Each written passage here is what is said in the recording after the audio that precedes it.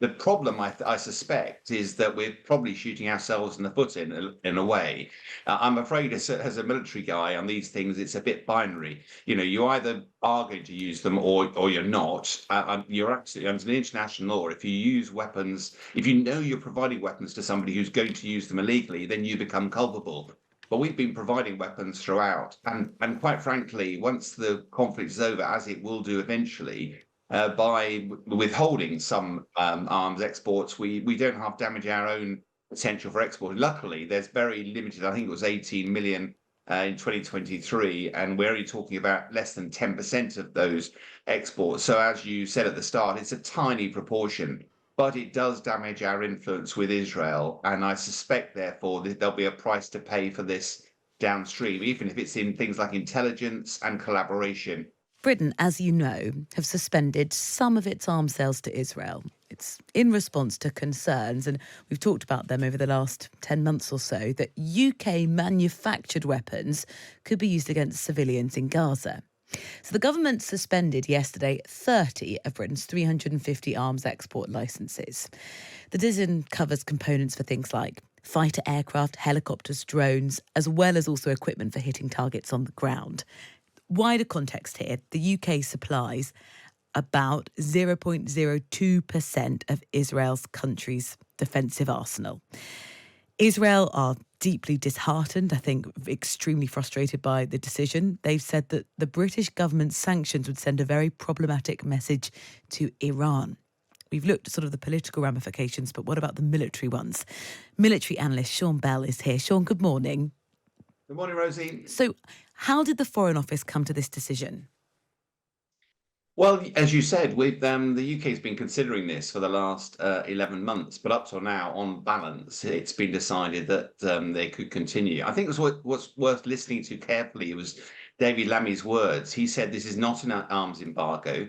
He said there was a risk that these weapons could be used in contravention of international law. In other words, there was no suggestion that they were being used against international law. And of course, I think what's fascinating is that we're actually past the main kinetic phase, you know, the main fighting in Gaza phase. That's subsided significantly. So you have to look at this somewhat cynically at the timing of all this. Yes, it's the new government in, but also the government's been fighting a lot of sort of anti-war, pro-Palestinian protesters.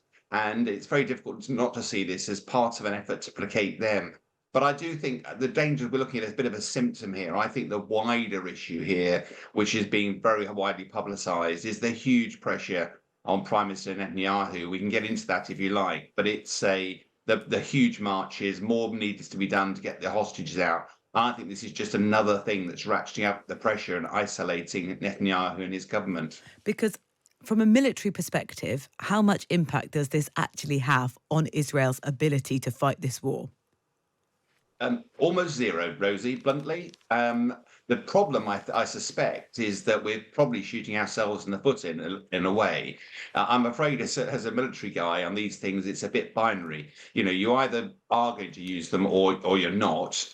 You're absolutely under the international law. If you use weapons, if you know you're providing weapons to somebody who's going to use them illegally, then you become culpable.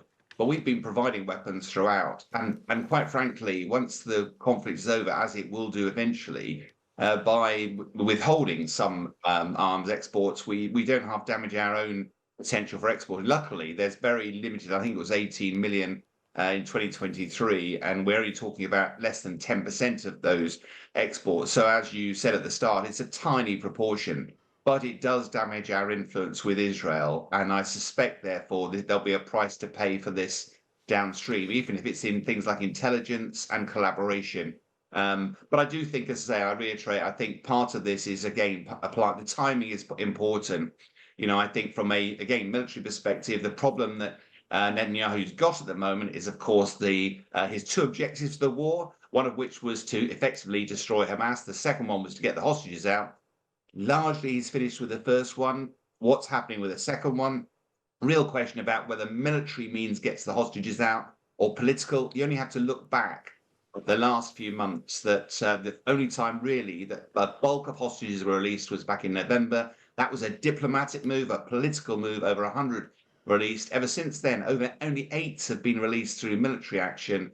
And of course, with 97 left, 35 believed dead. And this last weekend, suddenly another 6 were killed, and Israel forces just about to release them, and they were killed. All that pressure means that, on balance, the Israeli people are going, it's not military action that's going to get our people out. It's engagement, and that's why the pressure is ramping up. And I suspect the timing of this announcement is all designed to put a little bit more pressure onto Prime Minister Netanyahu as well. To make that decision. What you're talking about, Sean, sort of it echoed a little bit in Melanie Phillips's piece inside the Times today. She says, from the start, Israel's faced this hideous dilemma that winning the war would almost certainly entail the murder of most of the hostages, while prioritising the hostages' freedom would mean Israel's surrender to an enemy bent upon genocide. I mean, how easy is it, or is it actually possible for Netanyahu to, well, politically stay in power whilst defeating Hamas and rescuing all the hostages? Is it possible to do all those three things? Well, I think right from the start, Rosie, we've been covering this, haven't we? And I think although Netanyahu said that destroying Hamas and liberating the hostages were his two priorities, it was pretty evident where his main effort lay. The challenge now, of course, is that we've seen a significant reduction in the fighting because, bluntly, Hamas is largely a spent force. If you continue until every last Hamas fighter is killed, then you'll never stop. And I think there is a weariness now and a recognition that now that Hamas has largely been destroyed, there's some legitimate questions about actually how do you now get these remaining hostages out? And I think it's a really clear choice. If you are the parents or relations of those 6 who died tragically at the weekend, it's pretty clear message that you're not going to get these hostages out using military action. You drip feed them. I think as 8, as I say, have been released so far. The most recent, I think, on a week ago to today. But far more are dying as a result. And therefore, if you genuinely want to get the hostages out, if you're going to give them any chance at all, then that is through political means. It's some sort of ceasefire. It's some sort of dance with the devil with Hamas. But ultimately, at some stage, this war has got to end. And I suspect that's why these massive demonstrations and the pressures that are mounting on Prime Minister Netanyahu to go, right, you've achieved one objective, now let's focus on the second one, notwithstanding what impact that might have on your political future. Sean, thank you so much. Sean Bell, the military analyst, going through really the dilemmas facing Netanyahu and its allies. That obviously includes us and the US. A significant departure, actually, from that relationship we've got with the US. And as Sean suggests, there may be some repercussions for us as a result of this action.